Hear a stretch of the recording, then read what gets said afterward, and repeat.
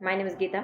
उम्मीद करती हूँ कि आप सब लोग जो है बहुत ही बढ़िया होंगे और अपनी जो तैयारी है बेहतर तरीके से कर रहे होंगे। आज हम डिस्कस करने वाले हैं क्लास 7th की एनसीईआरटी की बुक हिस्ट्री में चैप्टर 7, ठीक है। और ये जो है क्षेत्रीय संस्कृतियों का निर्माण किस तरह से हुआ, इस चैप्टर को जो है हम पूरा एकदम बेसिक से एकदम टू दी पॉइंट्स में जो है आप लोगों को बताऊंगी। ये चैप्टर जो है मैं बुक से ज़रूर करवा रही हूँ, लेकिन आप लोगों को पूरी बुक्स पढ़ने की ज़रूरत नहीं पड़ेगी, क्योंकि यहाँ पर जो है आप लोगों को पूरा हाईलाइटेड चीज़ें मिलेंगी जहाँ से क्वेश्चंस बनते हैं। तो वीडियो लास्ट तक देखिएगा। अगर आप चाहते हैं कि जो आपका पेपर 2 एसएसटी है तो उसमें एक अच्छा स्कोर करें, तो आप लोगों के लिए वीडियो जो है बहुत ही इंपॉर्टेंट होने वाली है। तो चलिए स्टार्ट करते हैं बिना टाइम वेस्ट किए। उससे पहले अगर आप चैनल पर नए हैं तो चैनल को सब्सक्राइब कर सकते हैं। अगर आप सीटेट पेपर 2 एसएसटी की तैयारी कर रहे हैं और एक सही स्ट्रैटेजी के साथ तैयारी करना चाहते हैं, एनसीईआरटी को पढ़ना चाहते हैं कि एनसीईआरटी को किस तरीके से पढ़ा जाता है, क्योंकि मैंने एनसीईआरटी पर काम किया है और आप लोगों को बता दूं जो एनसीईआरटी सीटेट पेपर 2 एसएसटी है उसमें जो है एनसीईआरटी मेन है। और यहाँ पर एनसीईआरटी आप लोगों को मैं ऐसे ही नहीं बोल रही हूँ, 6 to 8 की जो ज्योग्राफी है मैंने पूरी कंप्लीट करवा रखी है। एक दो चैप्टर कहीं ना कहीं जो है छोटे होंगे, उसको जो है आपको करना पड़ेगा, क्योंकि यहाँ पे जितने भी मोस्ट इंपॉर्टेंट चैप्टर्स हैं ना जिससे क्वेश्चंस बनते हैं वो मैं मेरी पूरी कोशिश रहती है कि उनको करवा दूँ, ठीक है। तो 6 to 8 की ज्योग्राफी जो है कंप्लीट करवा दी है। बात रही हिस्ट्री की, तो आपका जो है 6th क्लास की हिस्ट्री कंप्लीट हो चुकी है। 7th क्लास की हिस्ट्री का ये 7 चैप्टर है, एक चैप्टर और रह जाएगा। फिर उसके बाद जो है हम 8th क्लास की हिस्ट्री, 4-5 क्लासेस जो है मैं आप लोगों को सिविक्स की दूंगी, बार बार मैं कहती हूँ। और उसके बाद जो है आप लोग देखेंगे कि पेपर 2 एसएसटी आपका कंप्लीट हो जाएगा। और हम साथ में जो है प्रीवियस ईयर के क्वेश्चन की प्रैक्टिस भी मैंने स्टार्ट करवाई है, तो वो भी जो है साइड बाय साइड जो है आप लोगों का चलता रहेगा। पहले जो है फोकस है कि एनसीईआरटी आप लोगों को करवा दूँ। देखिए, जो लोग भी ना केवल प्रीवियस ईयर क्वेश्चन करके चले जाते हैं, एनसीईआरटी फॉलो नहीं करते, कहीं ना कहीं जो है उन्हीं का एग्जाम जो है अटक जाता है। बहुत सारे लोग बोलते हैं कि नहीं मैंने बस प्रीवियस ईयर कर लिया, बस कुछ क्वेश्चंस पढ़ लिए, प्रैक्टिस कर लिया, इससे कुछ नहीं होगा जब तक आप एनसीईआरटी को एकदम अच्छे से ना पढ़ें। और हाँ, अपना जो है नोट्स ज़रूर बनाएं, ठीक है। जितने शॉर्ट में नोट्स हो सकता है उसको बनाएं, जिससे कि आपको एग्ज़ाम के एंड में जो है आपको पढ़ने में उससे क्या हेल्प मिल सके। तो उम्मीद करती हूँ कि आप लोगों को ये सब चीज़ें जो है क्लियर हो गई होंगी। चलिए स्टार्ट करते हैं। अब हम बात करते हैं, देखिए जहाँ से क्वेश्चंस पूछा जाता है, चेर और मलयालम भाषा का विकास किस तरह से हुआ। चेर हम सब लोग जानते हैं कि एक राज्य है, ठीक है। तो ये जो चेर है ना, ये महोदयपुरम जो आपका दक्षिण भारत है ना, उधर ही उसी साइड का जो है एक राज्य है। महोदयपुरम का जो चेर राज्य है ये प्रायद्वीप के दक्षिण पश्चिम भाग में है। कहाँ पर है? दक्षिण पश्चिम भाग में है, मतलब कि दक्षिण और पश्चिम वाले एरिया में पड़ता है। तो ये जो है, जो कि आपका किस नाम से जाना जाता है, ये केरल, ठीक है। तो जो केरल में चेर राज्य कहाँ पर है? केरल में महोदयपुरम के, ठीक है। महोदयपुरम एक जगह है, वहाँ पे जो है चेर राज्य है, और ये दक्षिण पश्चिम भाग के जो कि आज केरल राज्य का एक हिस्सा है। 9वीं शताब्दी में जो है ये चेर राज्य जो है स्थापित हुआ था। कब स्थापित हुआ था? 9वीं शताब्दी में। और यहाँ पे मलयालम भाषा इस इलाके में जो है बोली जाती है। तो आप लोगों को पता होना चाहिए कि जो केरल राज्य है वहाँ पे मलयालम भाषा बोली जाती है, केरला मत बोल देना, ठीक है। शासकों ने जो है मलयालम भाषा और लिपि का प्रयोग जो है अपने अभिलेखों में भी किया है। जो चेर राज्य के जो शासक थे, इन्होंने जो है अपनी भाषा का इसका प्रयोग किया है। मलयालम में जो है रचित आरंभिक जो है केरल का जो है एक अभिलेख इस तरीके से आप लोगों को दिख रहा होगा। इस भाषा का जो प्रयोग है ना, उपमहाद्वीप के सरकारी जो अभिलेख हैं उसमें किसी भी क्षेत्रीय भाषा के प्रयोग के सबसे पहले उदाहरणों में से एक है। मतलब कि जितने भी अभिलेख हैं, क्षेत्रीय भाषा जो कि एक मलयालम भाषा जो एक क्षेत्रीय भाषा है, जो कि इसका भी एक अभिलेख मिलता है। तो ये जो है बहुत ही पुराना भाषा है और इसमें भी अभिलेख देखने को मिलता है। साथ साथ चेर लोगों ने संस्कृत की परंपराओं से भी बहुत कुछ ग्रहण किया है। जो चेर लोग हैं, ठीक है, चेर राज्य के लोग हैं, उन्होंने संस्कृत की जो परंपराएं हैं उससे भी बहुत सारी चीज़ें जो है सीखी हैं। केरल का जो मंदिर रंगमंच है, जिसकी परंपरा इस युग तक खोजी जा सकती है, संस्कृत के जो महाकाव्य पर आधारित है, ठीक है। केरल का जो मंदिर का रंगमंच है जो कि आज भी देखी जाती है, ये जो है संस्कृत महाकाव्य पर आधारित है। मलयालम भाषा की अगर बात करें, ये बहुत ही इंपॉर्टेंट है। मलयालम भाषा की जो पहली साहित्यिक कृति है जो 12वीं शताब्दी में बताई गई थी, प्रत्यक्ष रूप से वो संस्कृत की ऋणी है, मतलब संस्कृत से ही उसे लिया गया है। यह भी एक काफ़ी रोचक तथ्य है। 14वीं शताब्दी की एक ग्रंथ, ये आपसे पूछा जाता है, ग्रंथ जो है लीला तिलकम, ठीक है, मलयालम भाषा का ग्रंथ है ये लीला तिलकम, जो कि व्याकरण और काव्य शास्त्र विषयक मणि प्रवालम शैली में लिखा गया है, ठीक है। ग्रंथ लीला तिलकम किस शैली में लिखा गया है ये आपको पता होना चाहिए, मणि प्रवालम। यह मणि प्रवालम जो शैली है ये किसका है, कौन इस शैली में लिखा गया, तो ग्रथ लीला तिलिकम। ठीक है, मणि प्रवालम का अर्थ पूछ सकता है आपको, हीरा और मूंगा, ये सब क्वेश्चंस आए हुए हैं। ठीक है, जो दो भाषाओं संस्कृत और क्षेत्रीय भाषा के साथ साथ प्रयोग की ओर संकेत करता है। कहने का मतलब है कि ये जो मणि प्रवालम का अर्थ बोला है हीरा और मूंगा, ये दो भाषाओं से संस्कृत और क्षेत्रीय भाषा के साथ इसी में जो है उपयोग जो है देखने को मिलता है।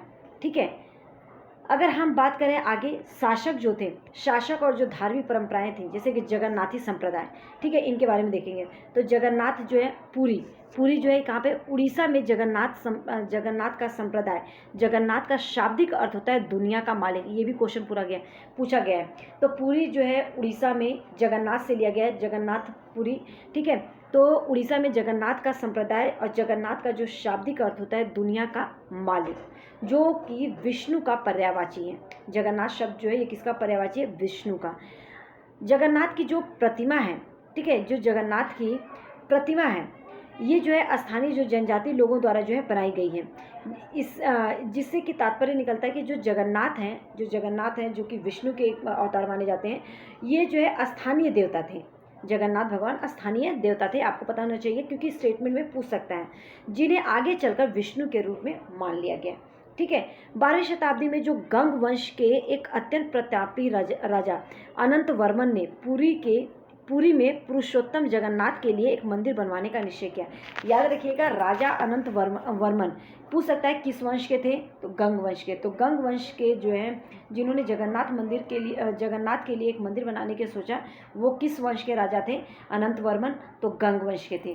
ठीक है, 1230 में राजा अनंग भीम तृतीय ने, ठीक है, अनंग भीम तृतीय ने, इसे लिख लीजिएगा, कि अपना राज्य पुरुषोत्तम जगन्नाथ को अर्पित कर दिया था। अपना राज्य जो है पुरुषोत्तम मतलब जगन्नाथ भगवान को अर्पित कर दिया था और स्वयं जगन्नाथ का अपने आप को प्रतिनियुक्त घोषित कर दिया था। ठीक है, अनंग भीम, ये भी आपको पता होना चाहिए।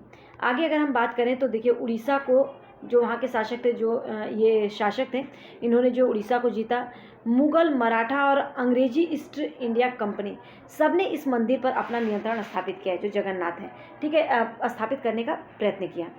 वे सब ये महसूस करते थे कि जो मंदिर पर नियंत्रण प्राप्त करने से स्थानीय जनता में उनका जो शासन है वो स्वीकार्य हो जाएगा। कहने का मतलब है, क्योंकि मंदिर को जो है सभी लोग पूजते हैं, सब लोग मानते हैं, तो उन लोगों को ये लगता था कि अगर उस पर जो है उनका नियंत्रण हो गया तो जो उस पर पूजा पाठ करते थे वो लोग भी जो है उनके नियंत्रण में आ जाएंगे। ठीक है, तो मंदिर में नियंत्रण प्राप्त करने से स्थानीय जनता भी उनका शासन को जो है स्वीकार कर लेगी, ऐसा लोगों को मानना था। इसीलिए जिन लोगों ने भी उड़ीसा राज्य को जीता, चाहे जो मुगल हो या मराठा हो या ईस्ट इंडिया कंपनी, ये सब ने जो है मंदिर पर नियंत्रण करने की कोशिश जो है हमेशा की है। ठीक है, अब क्यों की है ये आप लोगों को बता दिया गया, तो ये आपसे कथन और कारण में पूछ सकता है। आगे हम बात करते हैं। देखिए, जो आपका NCERT है ना, आप लोगों को उसको बहुत ध्यान से पढ़ना होगा, क्योंकि अब जो है ना हर एक लाइन से क्वेश्चंस बनते हैं और स्टेटमेंट बेस्ड क्वेश्चन होते हैं। कई बार स्टेटमेंट देकर पूछ देते हैं, कई बार कथन और कारण देकर पूछ देते हैं, तो इसीलिए। और मैंने यहाँ पे आप लोगों को पूरी बुक पढ़नी नहीं पड़ेगी, जितनी भी चीज़ें हाईलाइट किया बस वही पढ़ना है। ठीक है, तो राजपूत और सूरवीरता की अगर परंपराओं के बारे में हम देखें तो 19वीं शताब्दी में जो ब्रिटिश लोग थे, उस क्षेत्र पर जहाँ आज का अधिकांश जो है राजस्थान स्थित है, उसे जो राजस्थान एरिया, उसे पहले जो है ना राजपूताना कहते थे। यहाँ पे जो है ऐसे अनेक समूह थे और आज भी मौजूद हैं, जो उत्तरी और मध्यवर्ती भारत के अनेक क्षेत्रों में अपने आप को राजपूत कहते थे। मतलब कि राजस्थान में बहुत सारे लोग जो हैं अपने आप को क्या कहते थे, वो क्या कहते थे, अपने आप को राजपूत। ठीक है, यह भी सच है कि राजस्थान में राजपूतों के अलावा अन्य लोग भी रहते थे, लेकिन वो ज़्यादातर जो उत्तर और मध्यवर्ती भाग के लोग थे वो यही बोलते थे। अक्सर यह माना जाता है कि राजपूतों ने राजस्थान को एक विशिष्ट संस्कृति प्रदान की थी, जो राजपूत थे। ठीक है, ये सांस्कृतिक परंपराएं वहाँ के शासकों ने आदर्शों और अभिलाषाओं के साथ जो है घनिष्ठता से जो है जुड़ी हुई है। अगर हम आगे बात करते हैं तो देखिए, जो वहाँ पे स्त्रियाँ थी, क्या स्त्रियों को भी इन कहानियों में स्थान, मतलब कि अलग अलग कहानियाँ थी ना, तो उसमें मतलब उन स्त्रियों का क्या वैल्यू थी, स्त्रियों का क्या महत्व था, वो उसके बारे में बताया गया। तो स्त्रियां जो है ना अपने आप को शूरवीर पतियों का जीवन मरण दोनों में अनुसरण करती थी, मतलब दोनों को ही मानती थी। सती प्रथा, यानी जो विधवा हो जाती थी तो वो सती प्रथा अपना लेती थी, द्वारा अपने मृतक पतियों की चिता पर जिंदा जो है जल जाने की प्रथा, मतलब कि वो अपने पति के अलावा और कुछ सोच ही नहीं पाती थी। ठीक है, तो इस तरह से जो है जिंदा जल जाने की प्रथा भी कुछ कहानियों में उल्लेख मिलता है। तो इस प्रकार से जो लोग भी शूरवीरता के आदर्शों, ठीक है, क्या बात, एक मिनट, हाँ, शूरवीरता के आदर्शों का पालन करते थे, उन्हें अक्सर इस आदर्श के लिए जो है अपने जीवन में बलिदान करना होता था। आगे हम बात करते हैं क्षेत्रीय सीमांत से परे, मतलब कि जो कथक नृत्य की कहानी, उसके बारे में हम थोड़ा समझ लेते हैं। देखिए, जो कथक है ना, कथक के अगर आपको इतिहास को समझना है तो ये एक नृत्य शैली उत्तर भारत के अनेक भागों से जुड़ी हुई है। जो कथक है उत्तर भारत में जो है ये की जाती थी, वहीं से जुड़ी हुई है। कथक शब्द जो है ना, ये कथा से निकला, ये आपको पता होना चाहिए, जिसका प्रयोग संस्कृत और कई भाषाओं में, मतलब अन्य भाषाओं में भी कहानियों के लिए इसका प्रयोग किया जाता है। जो कथक है मूल रूप से उत्तर भारत के जो मंदिर हैं वहाँ पे, यानी कि कहानी सुनाने वालों के लिए एक जाति थी। कथक मूल रूप से उत्तर भारत के जो मंदिर है वहाँ पे जो कथा सुनाते थे, उन्हीं लोगों के लिए जो है ये प्रयोग किया जाता था। ये एक प्रकार की जो है क्या थी, जाति थी। जैसे राधा कृष्ण के पौराणिक आख्यान कहानियाँ होती थी, लोक नाट्य के रूप में प्रस्तुत किए जाते थे, या रासलीला उन्हें कहा जाता था। मतलब जो राधा कृष्ण की कहानियाँ होती थी उसे क्या बताया जाता था, रासलीला। तो इस तरह से ही ये कथक है। अगर आगे हम बात करते हैं तो देखिए, आगे कथक के बारे में और भी सारी चीज़ें पता चलेंगी। यह दो परंपराओं, घरानों में फला फूला राजस्थान जयपुर और राज दरबारों में लखनऊ, जो कथक है ना, ये दो परंपराओं, मतलब दो घरानों में फला फूला, राजस्थान जहाँ जो कि जयपुर में, राज दरबारों में, और एक लखनऊ में। ठीक है, अवध के अंतिम जो नवाब थे वाजिद अली शाह, अवध पता होना चाहिए, अवध के अंतिम नवाब कौन थे, नवाब वाजिद अली शाह। इनके संरक्षण में एक प्रमुख कला के रूप में जो है कथक उभरा था, क्योंकि इन्हें पसंद था। आज के पंजाब, हरियाणा, जम्मू कश्मीर, बिहार, मध्य प्रदेश और ऐसे अनेक निकट, मतलब कि इनके आसपास के जो इलाके हैं, यहाँ पे जो है पक्के तौर पे जो है इन्हें ये जो है स्थापित हो गया। ठीक है, अगर आगे हम बात करते हैं, ये जो शास्त्रीय नृत्य है ना, ये आपके लिए बहुत ज़रूरी है क्योंकि इससे क्वेश्चंस आए हैं। तो इसमें आप लोगों को ये तो पढ़ लीजिएगा, इसमें ऐसा कुछ भी नहीं है, लेकिन जो पूछा जाता है कि जैसे कि भरतनाट्यम कहाँ का है, ये देखिए आपका ईवीएस में भी क्वेश्चन इससे आते हैं। ठीक है, भरतनाट्यम तो ये आप लोगों का जो है कहाँ पे किया जाता है, तमिलनाडु में, कथकली केरल, उड़ीसा में उड़ीसी उड़ीसा में, कुचिपुड़ी आंध्र प्रदेश में, और मणिपुर में मणिपुरी। ठीक है, आगे हम बात करते हैं। देखिए, यह स्मरणीय है कि बहुत से ऐसे नृत्य रूपों में जिन्हें लोक नृत्य की श्रेणी में रखा गया, वो विशिष्टताएं पाई जाती हैं। शास्त्रीय रूप से विशिष्ट लक्षण बताया जाता है। शास्त्रीय जो विशेषण का प्रयोग उन कला रूपों की श्रेष्ठता का सूचक है, जो फिर भी यह हमेशा सशब्द नहीं हो सकता। ठीक है, क्योंकि जो कथक, मतलब ये इस तरह के नाट्य किए जाते थे, उनके हाव भाव बहुत ज़्यादा दिखाया जाता था। देखिए, संरक्षकों के लिए चित्रकला और लघु चित्रों की जो परंपरा है, संरक्षकों के लिए चित्रकला और लघु चित्रों की परंपरा। तो अगर हम लघु चित्र की बात करें तो लघु से ही समझ में आ रहा होगा, मतलब किसके नाम से आप लोगों को समझ में आ रहा होगा कि छोटा, तो छोटे आकार का चित्र, जिन्हें आमतौर पर जल रंगों से कपड़ों या कागज़ पर चित्रित किया जाता था। ठीक है, तो ये जो लघु चित्र बनाए जाते थे, ये जो है कागज़ पर या कपड़े पर जो है ये रंगों मतलब रंग होते हैं ना, क्या बोलते हैं, जिसमें पानी का प्रयोग किया जाता है, वो वाले कलर की किया जा रहा है, उनका प्रयोग करके जो है ये बनाया जाता था। प्राचीनतम लघु चित्र, जो पहले के लघु चित्र थे, वो किस पे, तालपत्रों पे, लकड़ी की तख्तियों पर चित्रित किए जाते थे। तो ये आपसे पूछ सकता है कि जो लघु चित्र परंपरा है, शुरुआत में, मतलब प्राचीन काल में जो है तालपत्रों और लकड़ी की तख्तियों पर चित्रित किए जाते थे। इसमें सर्वाधिक सुंदर चित्र जो पश्चिम भारत में पाए गए जैन ग्रंथों को सचित्र बनाने के लिए प्रयोग किए गए थे। ठीक है, मुगल, और ये कब खिले फुले, ये भी आपसे पहला ये देखे, अब अगला पूछ सकता है कारण में। जो इस प्रकार के जो चित्र थे, ये जो है मुगल बादशाह अकबर, जहांगीर, शाहजहां के अत्यंत कुशल चित्रकारों ने इसको जो है संरक्षण प्रदान किया था। तो दोनों बात सही हो जाएगी। तो इस तरीके से आपसे ये क्वेश्चन पूछ सकता है। ठीक है, आगे हम बात करते हैं मुगल साम्राज्य के पतन के बाद जो चित्रकार हैं मुगल दरबार को छोड़कर कहाँ चले गए। तो जो मुगल दरबार को जो है ये चित्रकार जो है चले गए, और नए उभरने वाले जो क्षेत्रीय राज्यों के जो दरबार थे उसमें जो है चले गए, जो नए उभर रहे थे राज्य, तो ये जो है चित्रकार उसमें चले गए। मुगलों की कलात्मक रुचियों ने जो मुगलों की जो कलात्मक रुचियाँ थी उसे जो है दक्षिण के क्षेत्रीय दरबारों, राजस्थान के राजपूती दरबारों को प्रभावित किया। कहने का मतलब ये दरबारों इन जो है चित्रकारों को जो कुछ भी पता था, जिस भी दरबार में गए तो वहाँ पे जो है उन लोगों को जो है बहुत ज़्यादा प्रभावित की। आगे अगर हम बात करें, देखिए तलहटी का इलाका, ठीक है, आधुनिक हिमाचल प्रदेश के पास में ही हिमाचल में जो है ना एक तलहटी एक इलाका है, ठीक है। इस क्षेत्र में भी लघु चित्रकला की एक साहसपूर्ण भाव प्रवण शैली का विकास हुआ था, ठीक है। तलहटी जिसे बसौली शैली कहा जाता था। तो बसौली शैली जो है कहाँ पर ये विकसित हुई थी? तलहटी में। कहाँ पर है ये? हिमाचल प्रदेश में। जो सबसे लोकप्रिय पुस्तक चित्रित की गई थी भानुदत्त की रासमंजरी।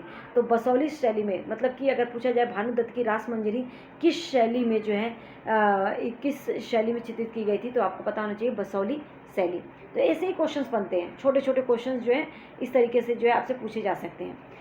आगे अगर हम बात करें तो चित्रकारी की जो कांगड़ा शैली विकसित हुई, आगे जो है ये शैलियाँ जाते जाते आगे जो है कांगड़ा शैली में विकसित हुई, और ये मध्य भाग तक कांगड़ा के कलाकारों ने एक नई शैली विकसित कर ली थी। 18वीं शताब्दी के मध्य तक में जो एक कांगड़ा शैली जो के कलाकार जो थे इन्होंने एक नई शैली विकसित कर ली थी जिसने लघु चित्रकारी में एक नई जान डाल दी थी। इनकी प्रेरणा का स्रोत वहाँ की वैष्णव परंपराएं थी, ठीक है। ठंडे नीले और हरे रंग सहित कोमल रंगों का जो है प्रयोग करके, और ये जो है बहुत ही अच्छी तरीके से जो है चीज़ों को बनाते थे। कांगड़ा शैली की जो है ये विशेषता थी, ठीक है। ठंडे नीले और हरे रंगों का प्रयोग करके कोमल रंगों का प्रयोग करते थे, और विषयों का काव्यात्मक निरूपण कांगड़ा शैली की जो है एक विशेषता बनी, ठीक है। तो आगे जाकर जो है यही शैली जो है कांगड़ा शैली जो है बहुत ज़्यादा आगे विकसित हो गई थी। आगे हम बात करते हैं बंगाल, ठीक है। बंगाल के बारे में थोड़ा सा पढ़ लेते हैं। देखिए, हम सब लोग जानते हैं कि जहाँ पे जो भी जगह है वहाँ पे जो भी भाषा बोली जाती है उसी क्षेत्र के नाम से जो है उसे बोला जाता है। तो बोली जाने वाली जो भाषा है उसी क्षेत्र के अनुसार जो है निर्धारित होती है। जैसे बंगाल में बोली जाने वाली भाषा हमेशा क्या कहलाएगी? बंगाली, ठीक है, बंगला ही बोलते हैं। तो ये बहुत ही एक वो नॉर्मल सी बात है कि जहाँ पे जिस क्षेत्र में जो भाषा बोली जाती है वहाँ के क्षेत्रीय भाषा मतलब उसी के नाम से जो है पड़ जाता है। लेकिन जो आज जो बंगाली बोली जाती है ना, ये संस्कृत से निकली हुई भाषा मानी जाती है, ठीक है। ईसा पूर्व प्रथम शताब्दी के मध्य भाग में संस्कृत ग्रंथों के अध्ययन से ये पता चलता है कि जो बंगाल के लोग थे वो संस्कृत से उपजी हुई भाषाएं नहीं बोलते थे, ठीक है। जो संस्कृत से उपजी हुई भाषाएं थी उसे नहीं बोलते थे। फिर नई भाषा का उद्भव कैसे हुआ? तो एक नई भाषा का उद्भव कैसे हुआ? तो जो ईसा पूर्व चौथी और तीसरी शताब्दी में बंगाल और मगध जो दक्षिण बिहार है, ठीक है, बंगाल और मगध के बीच में वाणिज्यिक संबंध स्थापित होने लगे थे, जिसके कारण संभवतः संस्कृत का जो प्रभाव है वो जो है क्या हुआ? बढ़ता गया, ठीक है। संस्कृत का जो प्रभाव है वो बढ़ता गया, और वहीं पर जो है चौथी शताब्दी के दौरान ही गुप्त वंशीय शासकों ने जो है उत्तरी बंगाल, जो बंगाल था ना उत्तरी बंगाल, वहाँ पे जो है क्या किया? वहाँ पर अपना राजनीतिक नियंत्रण स्थापित कर लिया और वहाँ पे ब्राह्मणों को बसाना शुरू कर दिया था। इस प्रकार से गंगा की जो मध्य घाटी है के भाषाई और सांस्कृतिक प्रभाव अधिक प्रबल हो गए। कहने का मतलब है जो गंगा घाटी है वहाँ पे जो है क्या है? भाषाई और सांस्कृतिक जो प्रभाव है अधिक प्रबल हो गए। और 7वीं शताब्दी में चीनी यात्री जो ह्यूनसांग थे, इन्होंने पाया कि बंगाल में जो सर्वत्र संस्कृत से संबंधित भाषाओं का जो है प्रयोग हो रहा है, ठीक है। बंगाल में भी जो है संस्कृत की भाषाओं का प्रयोग हो रहा है। तो इस तरीके से जो है इसका उद्भव हुआ। 18वीं शताब्दी में जो पाल शासक थे इसके अंतर्गत एक क्षेत्रीय राज्य का उद्भव हुआ। पाल मतलब बंगाल की बात की जा रही है, वहीं पर 8वीं शताब्दी में पाल शासकों के अंतर्गत एक क्षेत्रीय राज्य का उद्भव हो गया, ठीक है। और इस 16वीं शताब्दी के बीच बंगाल पर जो है सुल्तानों का शासन रहा, जो कि दिल्ली में स्थित शासकों ने जो दिल्ली में स्थित जो शासक थे उससे जो है वो स्वतंत्र थे, ठीक है। तो बंगाल में जो पाल शासक थे ये दिल्ली में स्थापित जो भी शासक थे उनसे ये स्वतंत्र थे। 1586 में जब अकबर ने इस प्रदेश बंगाल को जीत लिया था, ठीक है। 1856 में जब अकबर जो थे इन्होंने जब बंगाल को जीत लिया तो उसे जो है एक सूबा माने जाने लगा। और यहाँ पे उस समय प्रशासन की जो भाषा थी, हम सब लोग जानते हैं कि जो मुगलों की भाषा थी वो क्या थी? फारसी थी। लेकिन बंगाली की एक क्षेत्रीय भाषा के रूप में जो है ये विकसित हो रही थी, ठीक है। फारसी थी लेकिन बंगाली के एक क्षेत्रीय भाषा के रूप में जो वो क्या हो रही थी? विकसित होने लगी थी। बंगाल की अगर हम बात करें तो बंगाली के प्रारंभिक जो साहित्य, यहाँ से क्वेश्चन बनता है, 2 श्रेणियों में बांटा गया था। बंगाली के प्रारंभिक साहित्य के दो श्रेणियों में बांटा जा सकता है। एक श्रेणी संस्कृत की ऋणी है और दूसरी उससे स्वतंत्र है। कहने का मतलब है, अगर यहाँ पे जो साहित्य को देखा जाए तो एक तो दिखाया जाएगा कि साहित्य जो है संस्कृत की ऋणी है, मतलब कुछ चीज़ें जो है संस्कृत की मिलेंगी, दूसरा उससे पूरा स्वतंत्र है। तो पहली श्रेणी में जो संस्कृत महाकाव्य के जो अनुवाद हैं, ठीक है, संस्कृत महाकाव्य के जो अनुवाद हैं वो मंगल काव्य मतलब कि शुभ, ठीक है, मंगल काव्य मतलब इसका शब्द अगर इसका अर्थ लेते हैं तो शुभ यानी कि मांगलिक काव्य जो स्थानीय देवी देवताओं से संबंधित हैं। जो संस्कृत की ऋणी है उसमें जो है महाकाव्यों के अनुवाद है, संस्कृत के महाकाव्यों के अनुवाद है, और उसे बोला गया है मंगल काव्य मतलब कि देवी देवताओं से संबंधित है, मांगलिक कार्य, ठीक है। और भक्ति साहित्य जैसे कि गौड़ीय वैष्णव आंदोलन के नेता श्री चैतन्य देव की जो है जीवनियाँ भी इसमें शामिल है। यहाँ पे हम पहली साहित्य जो संस्कृत से संबंधित है उसके बारे में था। अगर हम दूसरी बात करें, दूसरी श्रेणी, तो वो कौन सी साहित्य शामिल है इसमें? मैनामती गोपीचंद्र के गीत, धर्म ठाकुर की पूजा से संबंधित कहानियाँ, परिकथाएं, लोक कथाएं, गाथा गीत जो है संबंधित है, जो कि संस्कृत से स्वतंत्र थी, ठीक है। तो ये दोनों ही आप लोगों को पता होना चाहिए कि जो बंगाली में जो दो साहित्य जो उभर रहे थे, एक संस्कृत की ऋणी और एक संस्कृत से जो है स्वतंत्र। अब यहाँ पे मैं बात कर लेती हूँ कि मैनामती, गोपीचंद्र और धर्म ठाकुर को लेकर, ठीक है। तो जो नाथ लोग थे ये सन्यासी, पूछा जाता है जो नाथ लोग थे क्या थे? नाथ लोग सन्यासी होते थे जो तरह तरह की यौगिक क्रियाएं करते थे, ठीक है। ये गीत विशेष अक्सर अभिनीत किया जाता था। यह बताता है कि जो रानी मैनामती ने अपने पुत्र गोपीचंद्र को अनेक बाधाओं के समक्ष संन्यास के मार्ग अपनाने को किस प्रकार जो है प्रोत्साहित किया। पहले तो आप लोगों को पता होना चाहिए कि जो नाथ लोग थे ये सन्यासी होते थे और तरह तरह की यौगिक क्रियाएं करते थे। अब आगे आती है कि जो रानी मैनामती थी, ये अपने पुत्र गोपीचंद थे, इनको जो है किस तरीके से सन्यास के मार्ग पर ले जाने में इन्होंने इसे अभिप्रेरित किया था, प्रोत्साहित किया था। धर्म ठाकुर जो थे एक क्षेत्रीय लोकप्रिय देव थे, ठीक है, जिनकी पूजा अक्सर एक पत्थर या काठ की मूर्ति के रूप में की जाती थी। ये तीनों चीज़ों के बारे में पता होना चाहिए क्योंकि क्वेश्चंस आए हैं इससे। देखिए, आपको पूरी बुक पढ़नी यहाँ पे पड़ेगी और आप लोगों को मैंने बता दिया कि क्या क्या चीज़ें इंपॉर्टेंट है, सिर्फ उस लाइन को पढ़ना है। अगर हम पहली श्रेणी की बात करें जो संस्कृत की ऋणी है, ठीक है, काल निर्णय करना अपेक्षाकृत सरल है क्योंकि ऐसे अनेक पांडुलिपियाँ जो पाई गई हैं जिसमें यह इंगित किया गया है कि रचना जो है 15वीं शताब्दी के अगर उत्तरार्ध और 18वीं शताब्दी के मध्य भाग में की गई थी, ठीक है। दूसरी श्रेणी की कृतियों की बात करूँ तो मौखिक रूप से कहानी जो है जो कही और सुनी जाती थी, जो संस्कृत से स्वतंत्र थी, ठीक है, मैनामती जिसमें इन सब की बात की गई है, तो ये जो है संस्कृत से स्वतंत्र थी और ये मौखिक रूप से कही और सुनी जाती थी कहानियाँ। इनका काल निर्णय सही नहीं किया जा सकता, लेकिन जो पहला है उससे जो है 15वीं शताब्दी के उत्तरार्ध और 18वीं शताब्दी के मध्य भाग के बीच जो है जो चीज़ें भी इंगित की गई हैं, इससे जो भी पांडुलिपियाँ बनाई गई है तो इसको जो है साबित किया जा सकता है, ठीक है। तो इन दोनों के बीच में जो है ये चीज़ है, तो ये आप लोगों को पता होना चाहिए। दोनों ही श्रेणियों को लेकर आप लोग इसे नोट डाउन कर लीजिएगा। आगे हम बात करते हैं पीर और मंदिर की। देखिए, पीर क्या है? पीर जो है एक फारसी शब्द है, फारसी भाषा का ही शब्द है जिसका अर्थ होता है आध्यात्मिक मार्गदर्शन, ठीक है। और यहाँ पे जो है अगर हम पीर कभी कभी ऐसा मतलब जो पीर को जो मानते थे ना, ऐसे जो है इन नेताओं के पास जो है बोला जाता था कि अलौकिक शक्तियाँ होती थी, एक दैव्य शक्तियाँ होती थी जिन्हें स्नेह और आदर से लोग इन्हें पीर कहा करते थे, ठीक है। इसके बारे में आप लोगों को ज़्यादा जो है क्वेश्चन नहीं आए हैं, लेकिन जो भी है वो मैं इंपॉर्टेंट चीज़ें बता देती हूँ। जीववाद ये क्या होता है? जिसमें माना जाता है कि जो पेड़ पौधे हैं, जो जड़ वस्तुएं या प्राकृतिक घटनाएं में भी जो है क्या होती है, जीव होता है, ऐसा बोला जाता है। जीववाद कहने का मतलब है कि जो भी पेड़ पौधे वस्तुएं हैं उन सब में भी जीव होता है। बंगाल की जो 15वीं शताब्दी के बाद वाले वर्षों में मंदिर बनाने का दौर जोरों से चल रहा था, जो बंगाल था, ठीक है। 15वीं शताब्दी में मंदिर बनाने का दौर चल रहा था और 19वीं शताब्दी में आकर ये जो है दौर समाप्त हो गया। तो क्या देखा कि आपने अध्याय चैप्टर 2 में देखा होगा कि मंदिर और अन्य धार्मिक भवन अक्सर उन व्यक्तियों के समूहों द्वारा बनाए जाते थे जो शक्तिशाली बन रहे थे, मतलब कि जो भी शासक शक्तिशाली होता था वही जो है मंदिर और धार्मिक भवन जो है बनाता था। ये हमने चैप्टर 2 में पढ़ा। तो 15वीं शताब्दी में जो है ये बहुत तेज़ी से जो है दौर चल रहा था और 19वीं शताब्दी तक आते आते जो है ये समाप्त हो गया। इसके माध्यम से शक्ति और भक्ति भाव का जो प्रदर्शन कर मतलब पता चलता था। अगर कोई भी शासक बहुत ज़्यादा शक्तिशाली हो जाता, अगर वो मंदिर बना रहा है तो इससे पता चलता था कि वो कितना शक्तिशाली और भक्ति भाव है उसके अंदर, ठीक है। ये सीधा सीधा बताया गया है। अब हम आगे बात करते हैं यूरोप की। यूरोप की जो व्यापारिक कंपनियों के आ जाने से, मतलब जो यूरोप की जो ईस्ट इंडिया कंपनी आई ना, उस टाइम पे नए आर्थिक अवसर पैदा हुए लोगों के लिए। इन सामाजिक समूहों से संबंधित बहुत सारे परिवारों को अवसरों का लाभ उठाया, जैसे कि लोगों ने सामाजिक आर्थिक स्थिति उनकी जो है सुधरती गई। उन्होंने जो है स्मारकों के निर्माण के माध्यम से अपनी परिस्थिति और प्रतिष्ठा की जो है घोषणा कर दी। स्थानीय जो देवी देवता थे, पहले गांव में छन छप्पर वाली जो मतलब कि जैसे झोपड़ियों में रहते थे, उनके लिए जो है प्रॉपर एक मंदिर बनाया गया। तो ये सब चीज़ें जो है देखने को मिली।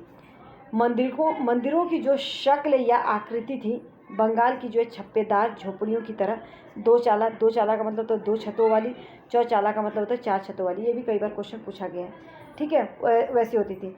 और इसके कारण जो है मंदिरों की स्थापत्य कला में जो है एक बंगाली शैली का जो है प्रादुर्भाव हुआ, क्योंकि 2 चाला और चौचाला ये जो बंगाल में बहुत ज़्यादा प्रसिद्ध था। तो इसके वजह से जो है क्या देखने को मिला कि बंगाली शैली का जो है उभरी, ठीक है। मिट्टी की पट्टियों से सजी होती थी। क्या सजी होती थी? देखिए, जो मंदिर होते थे ना, वो ज़्यादातर जो है वर्गाकार चबूतरे पर बनाए जाते थे। जो अंदर वाला भाग होता था उसमें कोई सजावट नहीं होती थी, लेकिन जो मंदिर के बाहरी भाग होता था उस पर बहुत ज़्यादा चित्रकारी और सजावटी टाइलें लगाई जाती थी और मिट्टी की पट्टियाँ जो है सजी होती थी। मंदिरों में विशेष रूप से जो पश्चिम बंगाल के बांकुरा जिले में विष्णुपुर के मंदिर में ऐसी सजावटें जो है अत्यंत रूप से देखने को मिलती हैं। आगे हम बात करते हैं मछली भोजन, ठीक है, कहाँ गया, हाँ, मछली भोजन के रूप में किस तरीके से, बंगाल का बहुत ही ज़्यादा फेमस खाना है। तो मछली जो है भोजन के रूप में किस तरीके से, तो परंपरागत भोजन संबंधी आदतें आमतौर पर जो है स्थानीय क्षेत्रों में जो देखने को मिलती हैं। तो बंगाल भी एक नदी मैदानी भाग है। बंगाल जो बसा हुआ है एक मैदान मतलब कि नदी के किनारे बसा हुआ है, मैदानी भाग है, जहाँ मछली और धान की उपज बहुत बहुतायत से होती है, मतलब बहुत ज़्यादा होती है। इसलिए कि ये नॉर्मल है, मतलब ये स्वाभाविक है कि इन दोनों वस्तुओं को जो गरीब बंगालियों का भोजन सूची में प्रमुख स्थान प्राप्त होगा, क्योंकि जो चीज़ भाई गरीब लोग तो वही पा सकते हैं ना जो वहाँ पे जो है आसानी से मिल जाए। तो मछली जो है भोजन के रूप में कैसे आई, क्योंकि वो एक जो है नदियों के किनारे मैदानी भागों में बसा हुआ था, तो वहाँ पे धान की खेती भी बहुत ज़्यादा होती थी और मछली भी होता था। तो ये गरीबों का मुख्य रूप से भोजन होता था।